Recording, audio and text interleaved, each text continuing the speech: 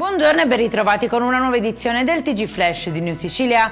In apertura blitz all'alba tra Trapani e Marsala contro un presunto traffico illecito di rifiuti. In azione polizia, droni ed elicotteri. Secondo gli investigatori il business abusivo dei rottami ferrosi sarebbe stato pubblicizzato persino sui social con tanto di listino prezzi.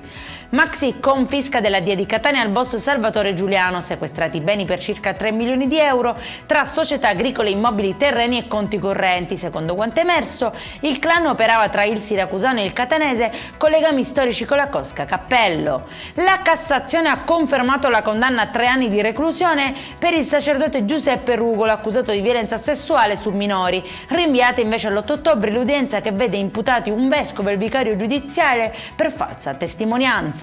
3 uomini sono finiti agli arresti domiciliari a Niscemi con l'accusa di rapina aggravata in concorso. Secondo le indagini avrebbero attirato e aggredito un uomo per un debito di 60 euro legato all'acquisto di cocaina, picchiandolo e portandogli via l'auto. Determinanti per l'inchiesta le immagini di videosorveglianza e le dichiarazioni della vittima.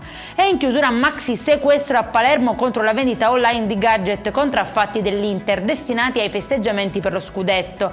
Nel mirino un'attività che avrebbe commercializzato sul web bandiere, magliette e adesivi falsi con i loghi di squadre di Serie A, previsto anche l'oscuramento del sito e dei profili social usati per la vendita. Per questa edizione è tutto, prossimo appuntamento alle 19:30, buona giornata.